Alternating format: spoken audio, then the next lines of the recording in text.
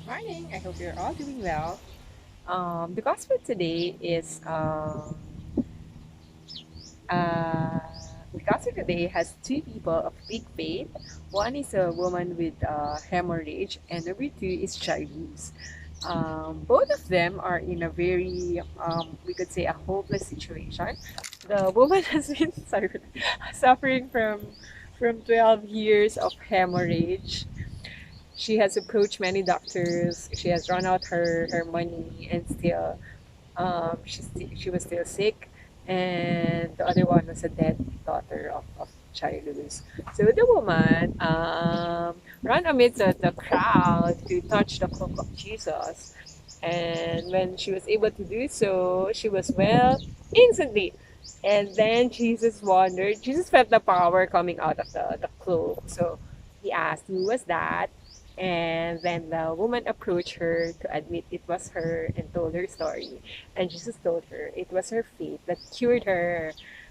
Again, it was her faith that cured her. So it's very, very nice. So we have to believe, believe, believe, believe. And the second one was Shairu. So somebody told the news that his daughter is already dead, but he still had faith and asked Jesus to cure the daughter. And in the end, Jesus was able to raise the daughter from the dead.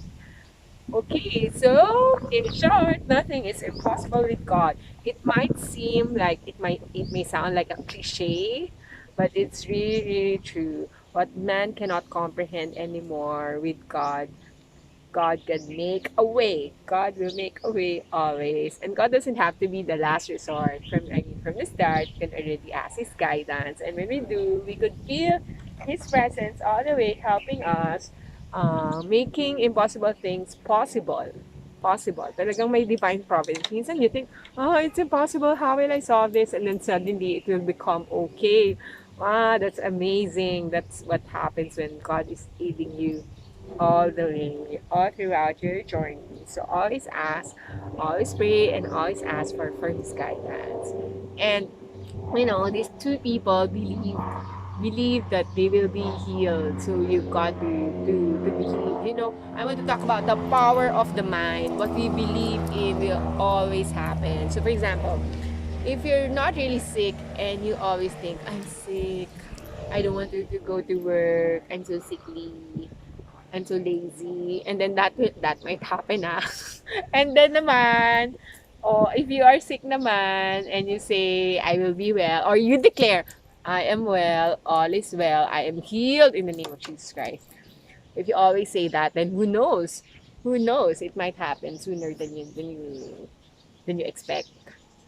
Kasi whatever you declare will happen. It's very, very powerful what we think. So it's very important also that we select our thoughts. Sometimes kasi we cannot control what comes in, but we can always, when we think of negative thoughts, we can always erase and think of happy thoughts.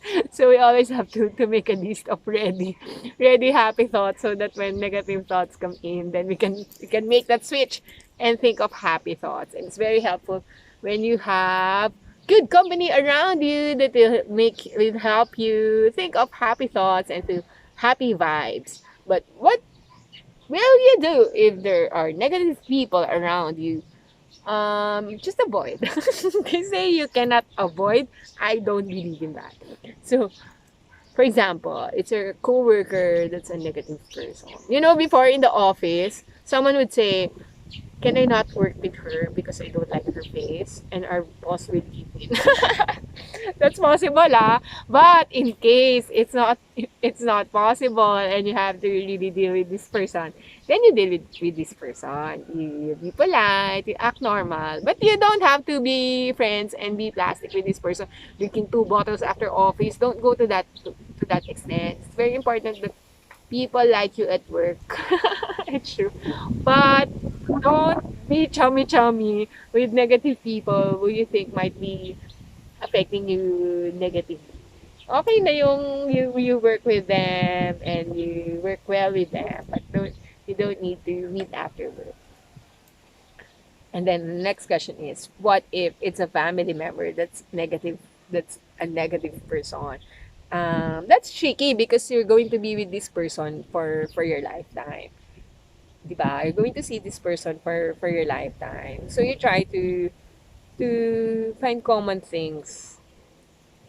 But if there's really none, then you can ano naman you can just be polite, but you don't need to be really close. You don't really need to be really close to that person. No one is asking you to be close to everyone. You can select even with your family members which ones I like. So you hang out more with them. With your friends, which ones I like. So you hang out more with them. So don't think that, for example, you've been friends for so long, you're tied up with this person. There's no such thing. There's no such thing. Parang you can always select your company. It's very critical. Kasi, di ba, they say that you are the average of five persons you're with. So, select a company that will inspire you, a company who has maybe whatever you like. For example, I like company of people who have big faith in God because they influence me. I like people who are good at the work that they do because they inspire me. I like people who are better than me because I learn from them. So those things. So decide on what type of people you like. Do you like funny people for good vibes? Decide of what kind of people you like, and then you filter out. You filter out, and you try to be with them more, and less with the people that brings you down or basta mga negative people. Wala yan. Wala yan. Don't be with them. Or put a wall. Put a wall. Just be polite with them, but you don't need to be really close, and you don't have to be, what do you call this? You don't have to um you don't have to, I forgot the term. You don't have to stand. You don't have to be patient being with them because you don't need. Anyway, you can select the company you want to be with. You always have the choice. Remember that in terms of who you hang out with. You always have a choice. Now, if you like this video and you're thinking of sharing it to your family and friends, please feel free to do so, and you may hit the subscribe button to get updates. That's all. Thank you and have a nice day.